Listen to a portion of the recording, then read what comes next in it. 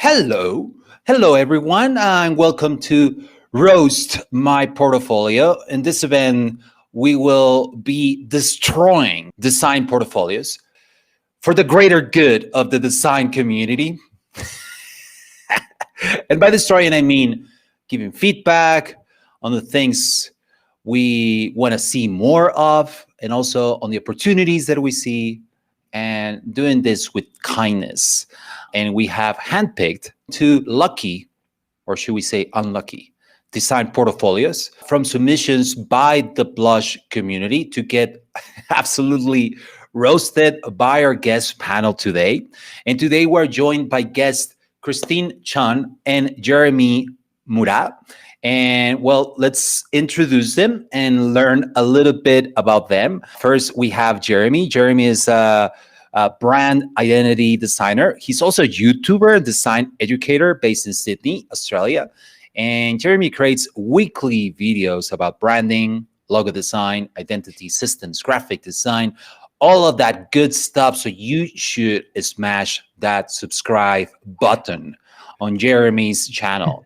And we're also joined by Christine, aka Chun Buns. Yeah, is that how I say it? Yes, you got it, Chun Buns. And Christine is a design YouTuber and content creator, and she uses her social media platforms to share her experience and help new designers break into the tech industry. Christine you're currently based in San Francisco, working full time on Instacart, a service that I've used many times. It's really cool, and also the design flow of it has always been really delightful. So thank you for that, Christine. And yeah, so tell me a little bit more about you. So can you tell us a little bit about yourself, your background? Let's just start with you, Chris. Let's start with you, Chun Buns. So I don't have a traditional background in design. I started designing 4 years ago, and design and art has never been my thing. And I've never thought that I'd be pursuing it as a kid. And so how that happened was I studied chemistry, and then I got tired of looking at cells, and I started my YouTube channel on makeup and skincare. So that's how I got started in YouTube. And then I pivoted careers into retail marketing, where I learned about UX design. And then I ended up doing a UX design bootcamp for 10 weeks. And then that's how I ended up where I am now. I love designing for things that are used for everyday things. Like practicality is something that I really value. And so I really feel like UX design and product design marries both like the creative side and the functional side together really well. You know, Christine, I love that you said you are coming from not a traditional background. I have seen that most of the better designers that come from other fields that you wouldn't even imagine. So that's pretty cool. Also, you are a success story from boot camps. I usually hear like boot camps work. You can see it here. They work. Now, Jeremy, tell us a little about you. Sure. So I actually do have a traditional background. That means you're not good, apparently. You could say that. I graduated in 2015. I got a bachelor in graphic design, which is pretty cool. So I've been in the game for a while now. But yeah, I started freelancing in 2016. I launched my YouTube channel, started freelancing, started doing digital products and digital courses on Skillshare and all that stuff. So I did work in an agency and do all that kind of stuff, the usual branding and identity and all that. Yeah. But these days, I do a mix of stuff. Like I've done websites. I use Webflow. I built websites for some clients, also for myself. But yeah, just love design, love helping beginners, and yeah, I just love everything to do with the community. So that's how I got into it. But I've always loved creativity and everything like that. Love it. I also love your the posters behind you. Just like don't make excuses, make things. Yeah. And also show up every day. Do you actually like wake up and it's like I'm not feeling good today, and then you read it as like, oh yes, Yeah, 100%, man. Like yes, the okay, energy, I love got that. I love that that. boost, bro. I need one of those, and sometimes I put like sticky notes for myself, like, Oh, hey, nice. be kind Yeah. to yourself. You don't suck that much, Pablo. Like stuff like that, you know. It's like, hey, stop being depressed, Pablo. I was like, oh yeah, I should stop being depressed. Love it, man. So uh, good. so let's get started. So today we're going to be just like looking at portfolios. I'm going to be here to grab your feedback and just like show it. I'm going to be sharing from my screen a couple of portfolios from two people who send their link, and we're just going to open it and just go through it. You know, open a couple of projects and then let's see what we find there. Any opportunities? I'm ready. Let's do it. Let me pull my notes on this, and we're going to see the first portfolio comes from. Let me share my screen too. And Niranjan is a product designer based in Bengaluru, India, and he graduated from the National Institute of Design with a master's degree in information design. And yeah, and he currently works as a product designer for our e-commerce company. Which is called Flipkart. I love the name Flipkart, which might be taking over Instacart. So Christine, be ready for Competition. So let's just scroll down and let's just start seeing some projects here. I think we can select one of the projects in a moment to go deeper, but let's look at this effect. Look at this. Looks pretty Look cool. I like how it flows and connects with like the other phone mock-ups. Yeah, But right. if I was gonna do it, like I'm expecting it to stay consistent, like the phone device stay consistent and the images of the app changes, like that would have been a lot more sleeker than the device changing. And then there are some case studies where it doesn't have the phone device. Yeah, I'm going to guess that this wasn't a mobile project, and that's why there's no device. And this is what I'm guessing here by him not showing a device here. It's because this is not a mobile app. This is something else. It's probably his student projects as well, like from his like studies. So that's probably why. And he's just trying to fill up his portfolio. Whereas it's better to actually just put your top 3 or top 5 pieces of just mobile work for consistency's sake. Gotcha. So what I'm hearing is like you are advocating for showing consistency on the type of projects that you show, and instead of showing a diverse set of projects.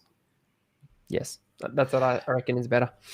And also you're advocating also to like maybe selecting like a number of projects instead of he has like 1, 2, 3, 4, 5, 6 feature projects. It looks and other projects down here. It sounds like you're saying like reduce the number of feature projects. Is that what I'm hearing? Yeah, I reckon 3 to 5 is the sweet spot. I think. And then you can group the other ones to maybe like a separate tab, or like hobbies, or other like passion projects, and just group them all together. I'm gonna assume the first project is his latest and greatest. If not, that should be what needs to be at the very top. From this cover, I would have liked to see the mobile app, because he's a product designer, and that would be the thing that I'm most interested in seeing, is like what is the project that he worked on that shows his UX and product skills. Well, he didn't specify product. Maybe it's a physical product designer. We don't know. Maybe he designed the box.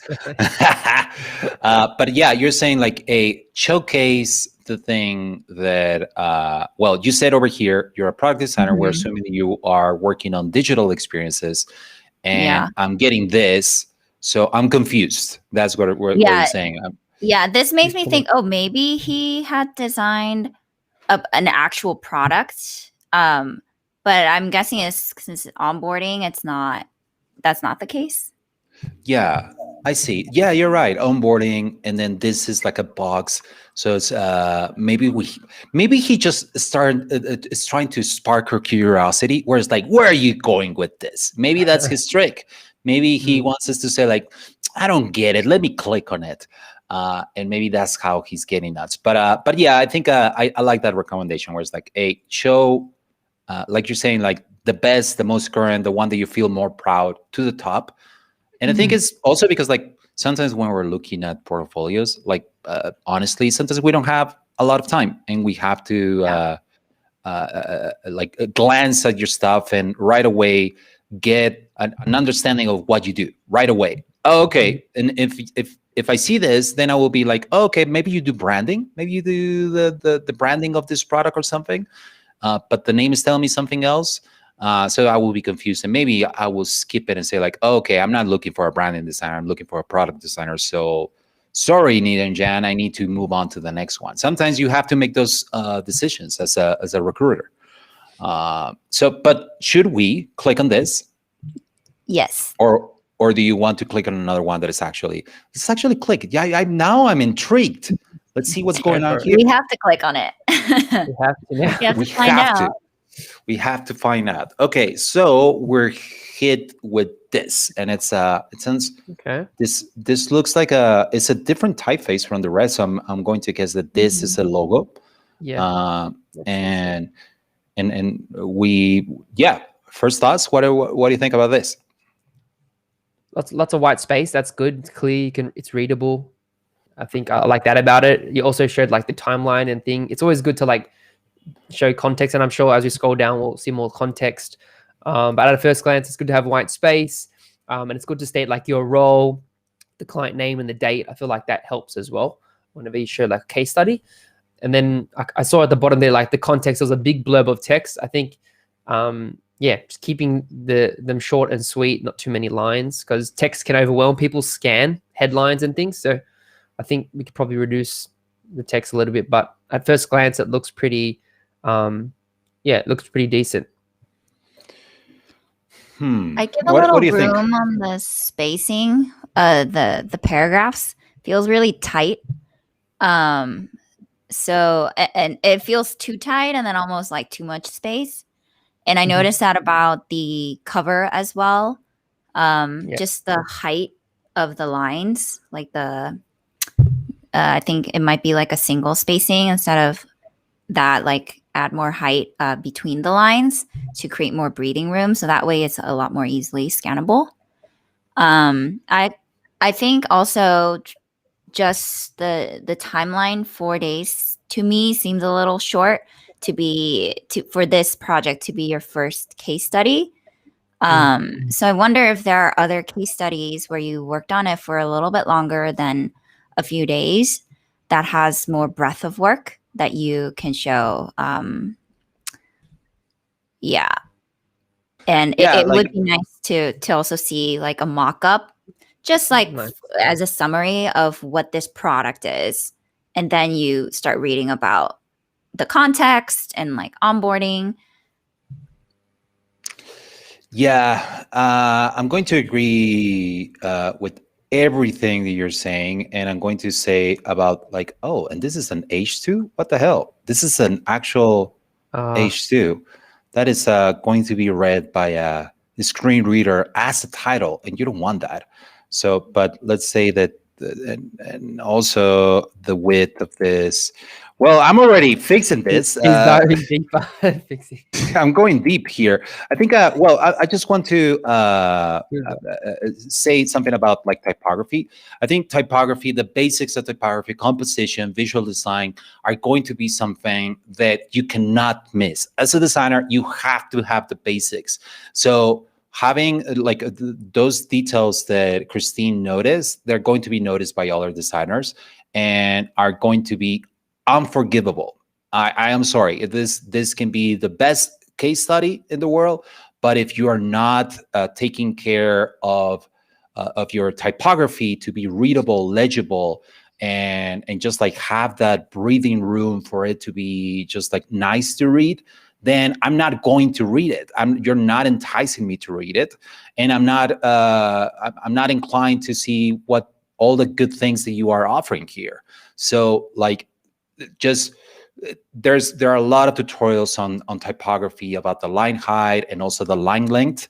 Like even though it's the same amount of text, like having it shorter, like it feels like it's easier to read. And when I totally agree. Yeah. When it's this long, the length of the line is this long, it feels like, oh my God, it's going to take me so long to read this. And also, it's actually hard to read. You get to the end of this line, and then like your eyes going back over here. But anyway, that's the basics of typography. So, John, just read about that stuff. It's easy to fix. I mean, I just did it here, and it's just an easy fix. And your text-heavy documents are going to look so much nicer with just those basic things, and it's easy to fix. And that way, now I'm going to be more inclined to read it. I will also agree with what you're saying about it's show, don't tell. A lot of this stuff, as a designer, we expect you to show the work too, and also mix like some of the context and your thoughts and everything. But all of this is just like a lot of text. And again, I'm going to go back to the people who are looking at this. Is usually recruiters, or usually people who are looking at thousands of portfolios.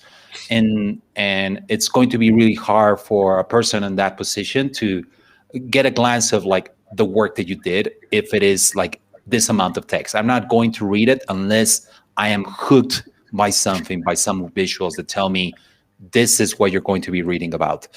And yeah, so, and I have to scroll a lot to see the work, because I want to see this. And then once I see this, at least as a visual person, I'm going to say that once I am convinced by this, then I will go deeper and make the decision to read the text that you have to say. Yep. Yeah. Totally agree. And but this is, let's take a look at these screens. What do you think? So this is something I learned for myself when I was redoing my portfolio every time I try to get a new job, is if you put any mock-ups with the device, it just looks 10 times better. So I would say the same for these. Mock it up in an iPhone device or an Android, like a nice one where it's a little bit like white. Well, I prefer like the recent one as well. Yeah.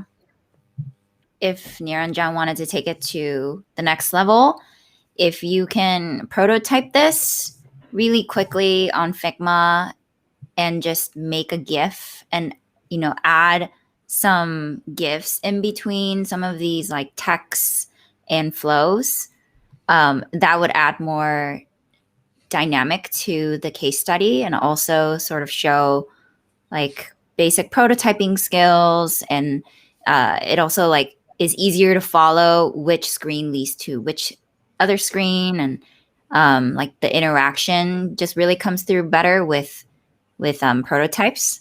Yeah. So some of them he could even like use a mix of GIFs and like this kind of flow, like user flow, and like get deeper into maybe the content of like why he chose the first screen over like the third screen. What is he trying to do with those screens? Like, how is he trying to educate? So there's a lot of things to show here that I feel like we're barely like seeing the surface. So how can you extract some of those things, meaty things, and visualize them on the case study?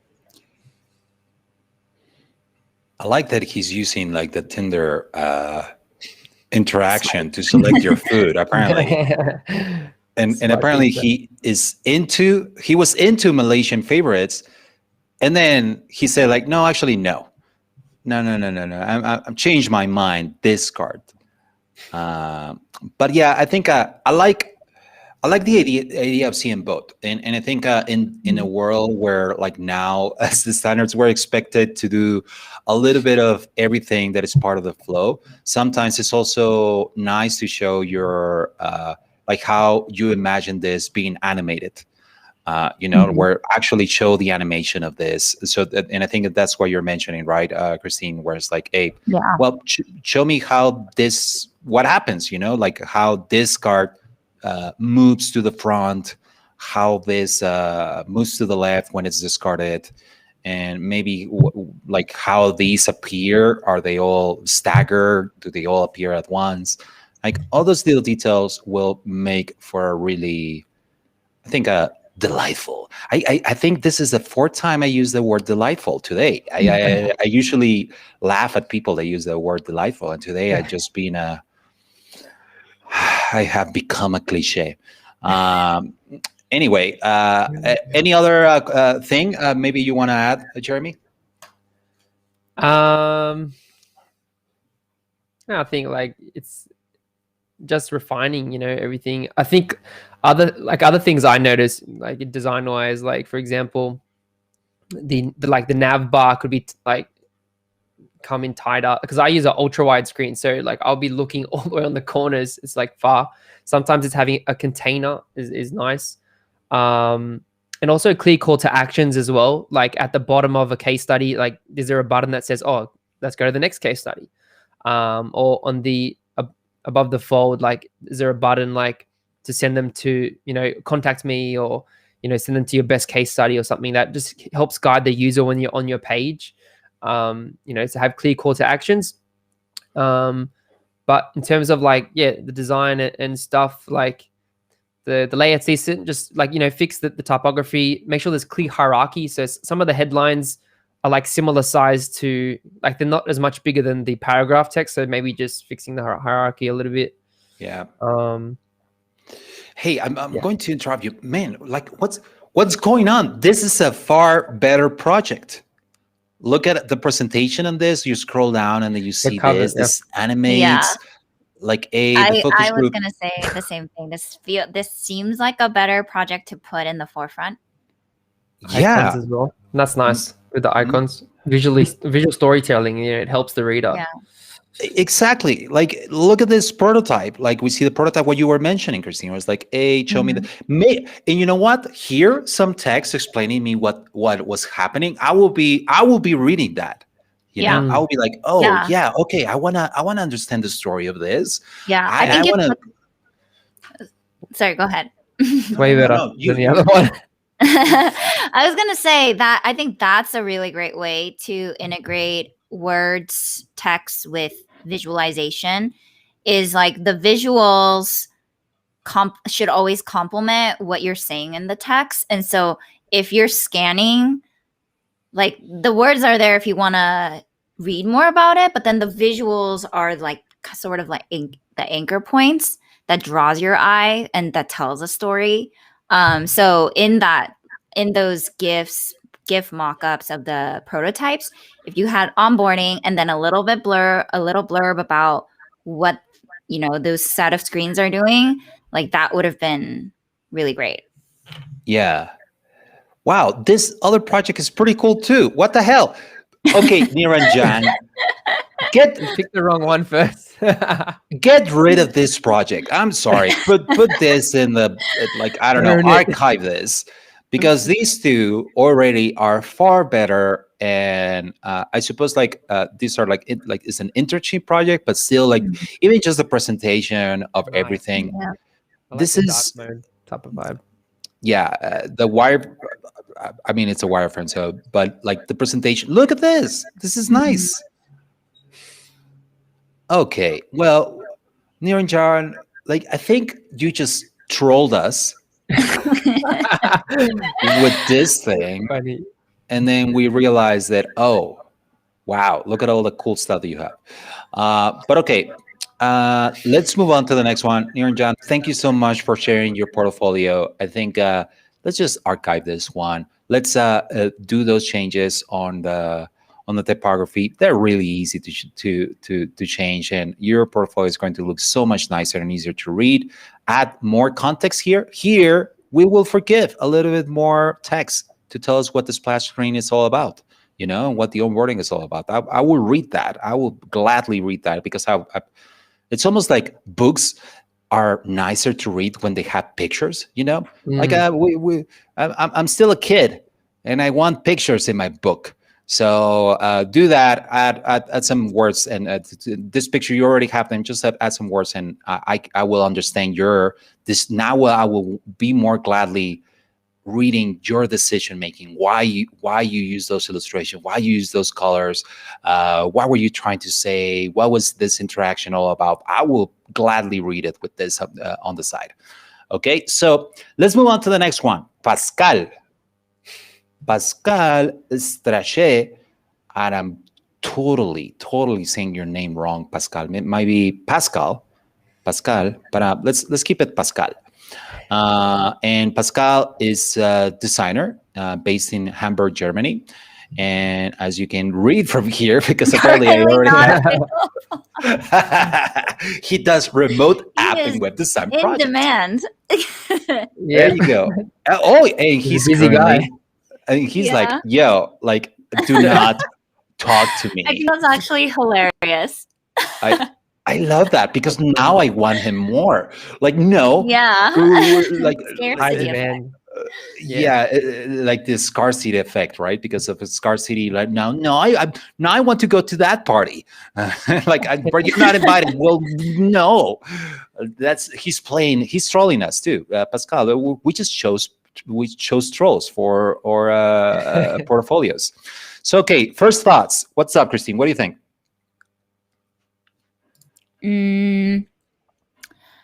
I like the usage of color here. Really good texture and spacing of everything. Just like very easy to scan. I know immediately he's a freelancer, so like the call to action contact is highlighted on the home tab or the tab bar. And it makes me want to read more about what kind of work he does. And as we go down, I love the usage of color. I love pastel colors, and purple is like one of my favorite colors. And I think he does a really good job of using different colors to sort of illustrate like a gradient transition between projects.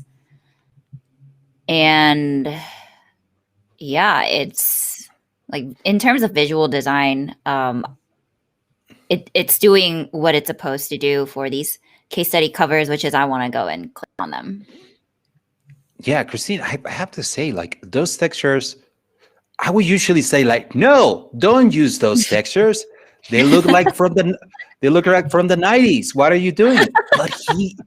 But I'm so jealous that he did it right, Like, he actually used them in a way that that actually looks nice, because I would be so afraid of using a texture like this. I'll be like, no, I'm not going there. And Pascal was brave enough to embrace those things, and I think he did a good job on that. He any comments, Jeremy? Yeah, I agree with you. Like, I like how he uses graphical elements. It adds that creative flair to it, adds a bit of personality. Which I think is nice, and they're like subtle effects. I also like how he used gradients as well for the buttons. That's like clear that it's a button. I think that's really cool. The mock-ups are really nice as well, and I like how you add dimension by adding shadows and the textures and graphics in the elements in the background. I think that's really cool. It just gives it adds that 3D effect of dimensionality. But overall, yeah, I think it's good. It is a lot of blue, and even the text is, a lot of blue. But yeah, I feel like, those things are really cool, really good. Yeah. Again, I would be more inclined to say, like, no, don't even try that. Don't go there. And he did it. He's really mad lad. And then he did it right. Yeah. I mean, I would say that this one is kind of weird, because like it's on the forefront. Too opaque to be in the forefront. I like being the devil's advocate. You like Pascal could take away some of these elements, because what it could also do is distract the viewers from the actual product design, like the UI UX. But I think it's okay because this is not the actual case study, and he's gonna go deeper into the work. Exactly. So I agree with that too, because like I feel like it's kind of a, in a way, sometimes when you put mock-ups in a perspective, like a mobile mock-ups in a perspective, they always look nice. You know, they're always like, oh, that's so cool. Look at that. And then, but once you put them without a perspective, you're like, oh no, put it back into perspective. That's not actually good. so so now I'm intrigued because I can see that he put a lot of work in. He's almost like his personal brand, because like you can see in the icons here, he uses the texture, he uses those elements. It's almost the personal brand of his portfolio. Everywhere he's using those gradients and stuff, but it's not really. And he used some elements to portray what is inside, you know, like the colors of this. I really like that too. Whereas like here, we see flowers in the background. Apparently the project is something related to flowers. So he took that extra effort on his portfolio. So extra points for personality and for delivery of the message. Like now, well, we have to look at the work, right? Now let's actually, well, let's see what you actually did. So should we choose one? I think by rule. That one's in German. That one. Oh, it's in German? Oh, How do you okay. know Well, that? It is. I think it's because the of language. I don't know. Find it. Let's I think that by rule we have to click on the Yeah, first one. All right. we have. This is gonna why get the trolled first again. case study is important. Yes. So Choose wisely. choose wisely what is on the top, because like we will be like, okay, I suppose you want me to repeat. Look at this one. I'm gonna click it, and okay, you did you see that? Yep. Saw that. That was good. Wait, hold on. Let's Pretty refresh. smooth. Oh my God, look at that. Pretty How nice. I think smooth. What's Smooth. sweet about it is the graphic is already going towards the same direction, so it kind of Yeah. adds on to that Mhm. effect. Yeah, it's oh, okay, I'm in the right spot. I clicked on that and I'm here. And also, I like that you get an image of what you're going to, At the like top. a glimpse of what you're getting into. You know, like this is a work. Now let's dive in. Into what I actually did. So it's always like nice. Like, hey, this is where you're looking at. Now let's dive deeper. Okay, cool. So landing page redesign. This was a landing page redesign and funded by lawyers, German lawyers, which I don't know. I don't know if that's like working with lawyers would be a good or a bad thing. Because like if for lawyers, I want to think that they are like, yeah, do whatever you want because we're lawyers and we don't know anything about design and we trust you. Or if it's the opposite, where it's like we are lawyers and we know everything, including design, and we're going to tell you what to do. So I don't know. But hold on, sorry, I'm just going to see now. I'm like bringing the worst of me. Okay, give me your thoughts. What are we thinking about this? Interesting choice of font. I personally to read a would bit. use. Yeah, I would personally use a different one for the body text because it makes it a little bit hard to read. Because it's such a unique font. So like it could be used for titles, but maybe not for bodies of text. And also the left side is blue, dark blue, and then the right text is black. That sort of bugs me a little bit. Oh, you mean this blue? Yeah. The color of the body text. Yeah, the tint. And what does why does it bother you? I want to know. Just for consistency, like I don't know, maybe it's just a visual nuance thing, you know. But Yeah. I don't know. I think just consistency's sake. Yeah. So you're saying like if you're using this color for the text, use it everywhere else. Because if not, I'm going to think that there's a why do you make it blue? Why? And now you're making me think about the blue instead of actually reading this. Yeah, and he's already emphasized the text by making it bigger, so he's already done his job. Like he's done that type, so it adds the emphasis effect. Like to And focus when you start, on the left. yeah, and when you start adding mock-ups, which will probably have different fonts being used, then you start getting like a lot of variations of fonts, which could add up to like sort of the inconsistency as you're scrolling and reading through the case study.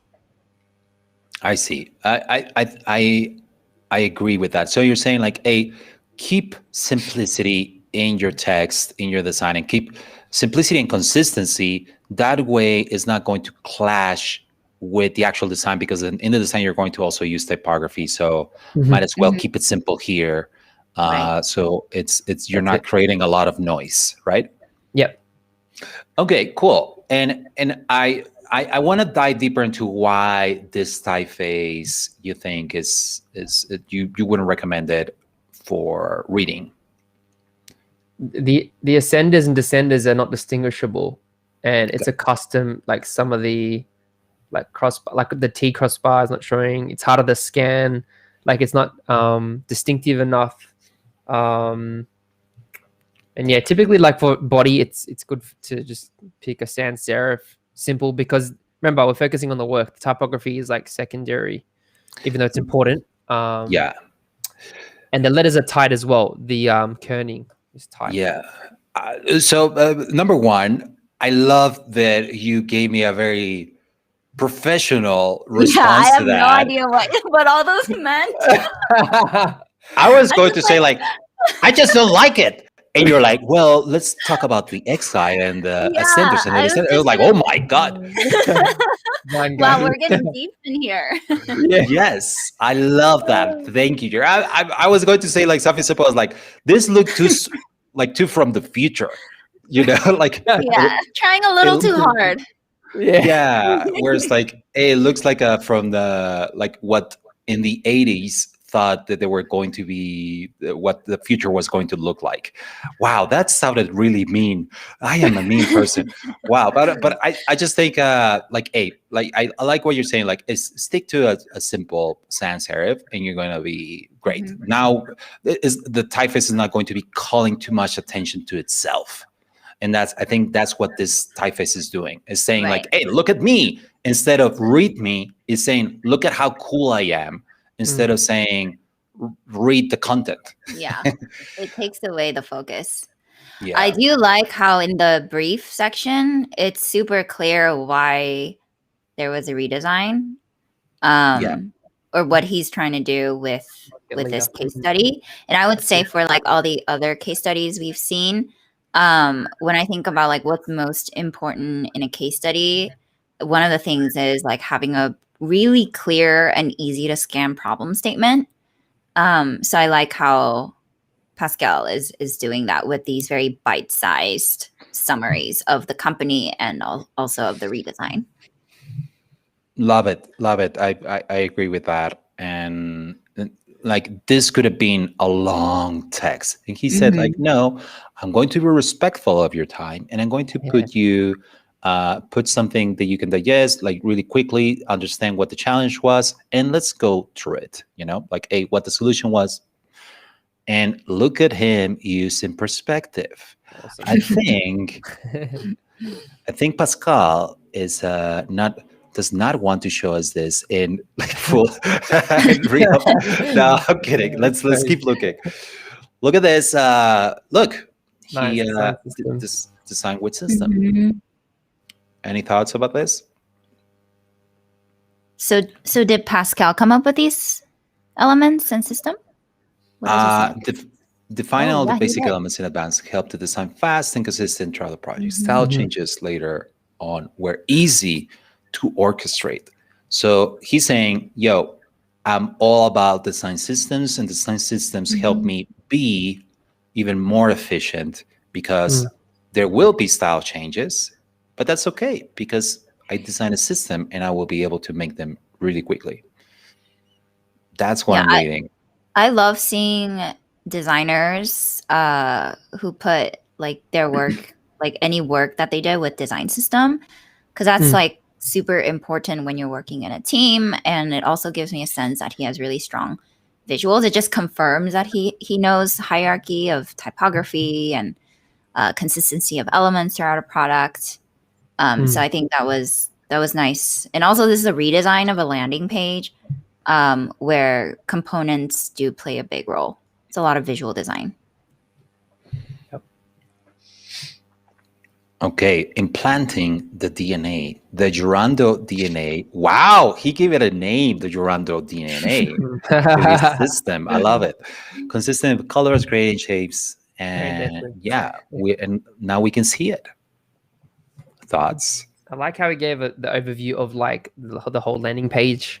Mm-hmm. I think that gives like a full picture of like what it entails in the brand and the design. I think that's pretty cool. Obviously, like some parts might be small, but it's just good to get like a big picture. It's like, oh, okay, so it's a lot of work. It tells like you did a lot, and then I think I just think the layout is just simple and clean, and he lets the work shine. He doesn't have elements in the back. He's just using the white background. But just my thoughts there.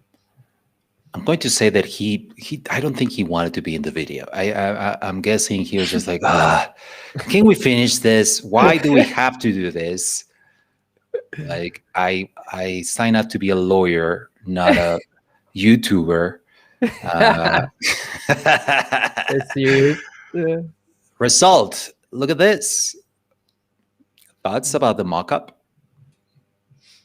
I would have liked to see just Flat. like maybe flat mock-up, and also like get more insight into how he landed on the final piece, because it seems like he's explored different layouts if you look at the very top, or like the section we were just in, with like the 3 screens. And so, like, was there any? Yeah, right there. So, what I'm curious to know, was there any decisions behind, the hierarchy of the sections of the landing page, right? Like, what's most important, and how did they come to that decision as a team? Like, were there any metrics that they were trying to improve? Like, what were those? And like do a little bit more deep dive into like the final design, and like what are those components, like what purpose do they serve? That would have really driven home this project stronger. Yeah, I think by the way, I think these are 3 different pages. You can see from this is they are demo, yeah. support. Yeah, we just cannot read German. We would know. And I think, I'm guessing, since there's no tab here, this is the home page, and this is the support page, and this is why is the navigation English? Oh no, it's not English. Well, I suppose demo and support are German words that also are the same in English. But I like what you're saying, Christine, where it's like, show me how you got to this, right? Like, show me your ugly ducklings. Would it also be good to show like because it's a rebrand, would like a before and after, like what they had and where it went? That would have been good to show like the change as well. Yeah, and maybe there was the before. He was actually like he looked different. He had a different haircut and everything, and it was part of the rebrand where they gave him a like a haircut. They gave him a nice coat, and it's like, hey, let's come on, man. Let's also, we need to take photos of you, because the photos before were not good. I think we want to see how this person, this lawyer, was rebranded too. I'm pretty sure that was part of it. That'd be fresh. Yeah, before and after. But I'm going to say overall, this is really good work. This is and it's well presented. It's yes, I think it would have been nice to see the flat designs of this. I think the perspective look nice. They look cool. But I don't know, like, show me those screens bigger. Let me analyze them. Let me see how you use typography, how you made decisions, how you put the hierarchy of the elements. They look, but I can see that from here. But also, even though it's showing me everything, I have to zoom in to see it. I have to do this, and maybe there was a better way to just focus on the parts that were more important and actually make this bigger and let me see it. And let me see this thing as a separate thing, bigger, and see how you actually like put it all together. I think that would have helped me more understanding what all the work that you did, I think. Let's click on another one and let's go over it quickly. And this is a mobile one. Oh wow! Look, I want those shoes, by the way. Wow, Looks nice. Apparently they're Alexander nice. McQueen. They might be really expensive. Oh, Oh okay, my yeah. god! Cash Yeah. money. There you go. Well, this might actually be gold. That might be what's going on here. Real gold. So we can see that he's using the same, almost the same template, is being consistent on the header, like how he presents the work. We keep scrolling, and then we see more. I would say that here there's maybe there was an opportunity to, like on the last one, like I could see that there's more because I can see this. I can get to see what's yeah. below. And on this one, we usually scroll anyway, but it feels like a kind of a dead end, like, hold on, what am I supposed to do? You might feel like you need to do something. If I had been able to see a little bit of this, like, oh, okay, there's more stuff down here. Yeah. We see the same way of telling us what, hold on. Yeah. Different color. Hold on, but he's using black here now. Yeah, so I don't know. So I think he was changing the colors to be appropriate to the brand. Maybe no, actually no. Maybe it's a mistake. I don't know. Hold on, help me out because I'm colorblind. This color, the color of client, it's different. Yeah, from this color here. Blue and gold. Yeah. Gotcha. So he's changing the color of the typefaces to match the color of the design, Yeah. because there is this blue, and I think that's where he got like a darker shade of blue for this. Yeah, probably. But this is a really good use case where maybe it's not necessary to keep changing the colors, right? So for colorblind, it could be people, redundant, Yeah. Yeah, it's not really important, right? Like what's important to the work. I don't know. I'm going to go devil's advocate, and I'm going to advocate for Pascal, and I'm going to say like, nice touch, Pascal. I actually like that you tried. That you said like, hey, you know what? I'm going to try to match the brand of the colors of this to this, but it does clash with this. It does clash with your brand. So that's the part where it's like, oh, what's going on? That is confusing. But kudos for you to trying to do that. Oh yeah, totally. I think he did it really well, where it doesn't feel like noise. And we're just being nitpicky about fonts and colors, and the grand scheme of things is not. Exactly, Pascal. You're just too good, and we just like cannot find something. We want to destroy you, but we can't. So we're just being petty. Like, well, I don't like that color. We're just being like that. That's so, Pascal. We're just jealous of how good you are. Okay, cool. So challenge: create a world-class design with a low budget. Wow, that's a good challenge. That equals the competition and attracts new users. That's a cool challenge to have. And yeah, thoughts about what we're seeing?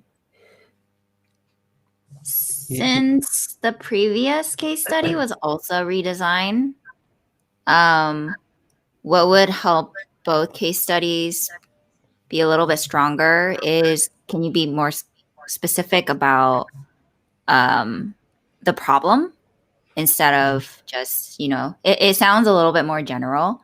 And so maybe it's like how this company wants to distinguish themselves from the competitors. Maybe it's like redesigning so that more people do customer reviews, and that's going to help distinguish them. Like I think the how piece is a bit missing from from the problem statement. Yeah. I was just gonna say also I've noticed that there isn't any client testimonial, and usually like at case studies you want to put it, you can put it at the top or the end, but it just adds that bit of extra of social proof. Yeah, that's one thing I noticed as well. But obviously we haven't scrolled to the end of this one, but yeah, another one I don't think there was one. Yeah, and I think he used the same, like a headline, like almost like a design system too, like logo. Like was a refresh. I like that he used it's not a redesign, it's not a rebrand, it's a logo refresh. Custom icon set, like, and we get to see again the full page. And I think I'm going to try to not look at the photos and just look at the work that he did. And it looks clean. It looks readable. It looks scannable. I'm going to say that if the problem was like, hey, make this look like the cool brands or the expensive brands, I think I'm getting convinced about that, if that was the only goal. But like what Christine was saying, I would have liked to know more about why the choice of the typeface, like the choices of those typefaces and everything, the colors and everything, come from like what the problem is, right? And it's like, oh, we just want to make it look like more expensive. I don't know if that's Yeah, that's enough. there's something I'm Big enough noticing problem. from that mock, that shoe mock. I want those shoes, by the way. Those are really nice, New Balance.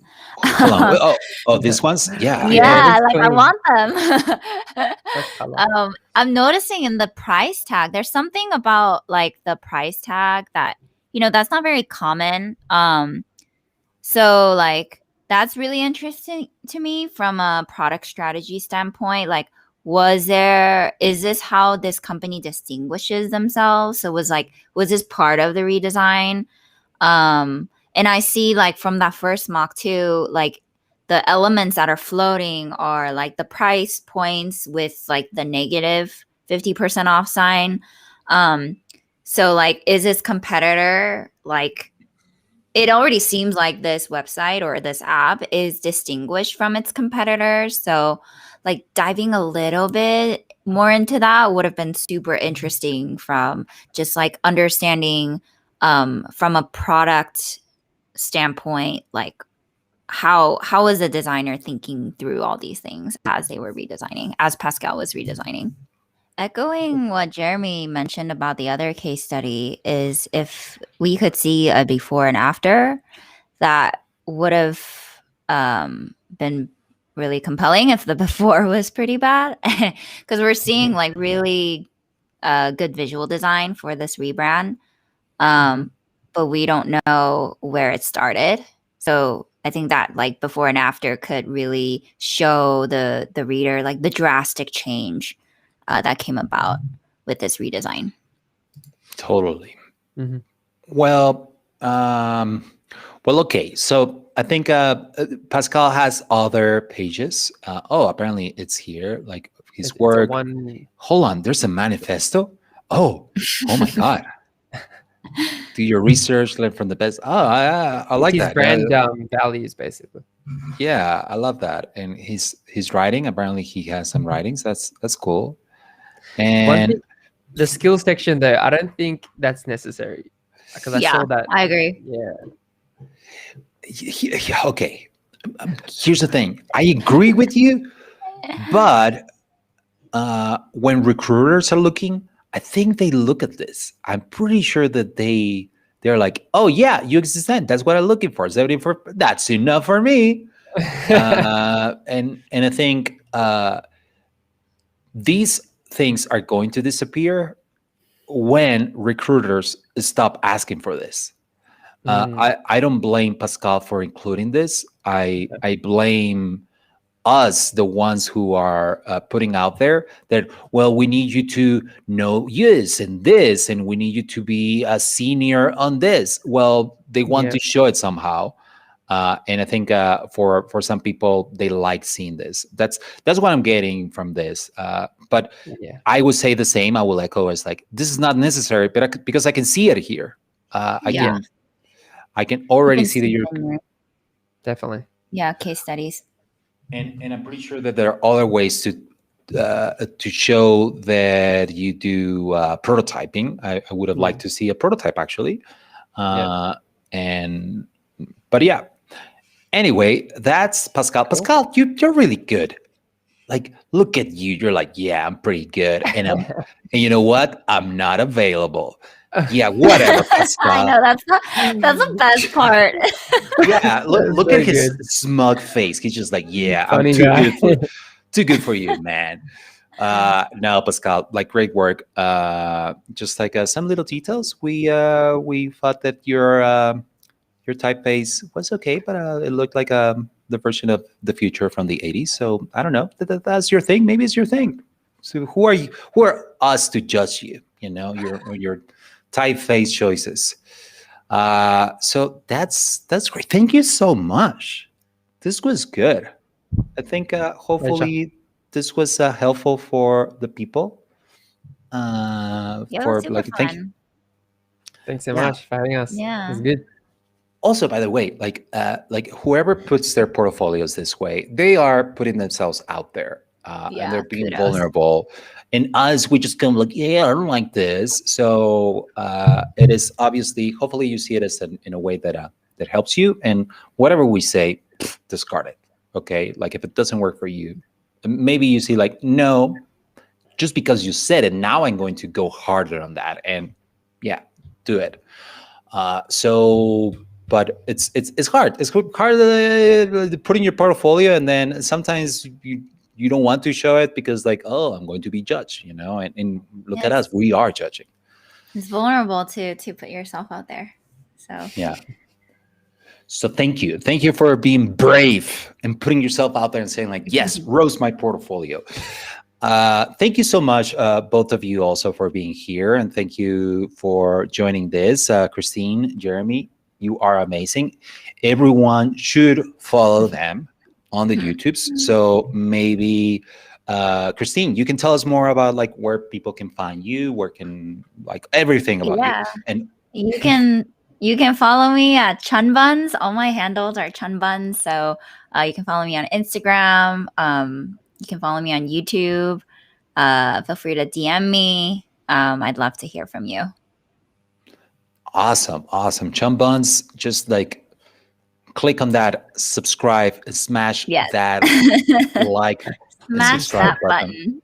Yeah, smash Destroy that that button. button. Destroy it. Jeremy, same question. What's up? Like, tell us about you. Where can people find you? Any project you're working on? Something that you are excited about? Yeah, sure.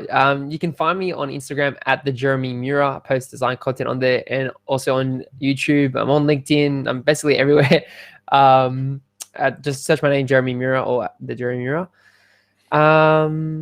What I'm working on right now, what am I doing? I'm doing a lot of brand deals and stuff at the moment for like different brands. I'm actually doing a YouTube video sponsored by Carbon Made. It's a portfolio site. Wow. So yeah, you would That's find cool. a YouTube video about something like that. I was testing it out the other day, so that was pretty cool. Congrats on that, Jeremy. It's always good to have some sponsors helping you with your content, and yeah, it sounds like a perfect match. Yeah. So also you should follow blush.design. Follow Blush Design app on Instagram. There you go. There's a link there. So I think on the Twitters and the Instagrams, we don't have a TikTok. We should get a TikTok, but on all that stuff, and we're going to be keep doing more roast my portfolio. So, and also we have a form available. So if you want to put yourself out there, be vulnerable, and you want us to destroy you, you can link your stuff and give us your information, and the link is available below in the description. And yeah, so thank you so much, Jeremy, Christine, Chumbuns, amazing.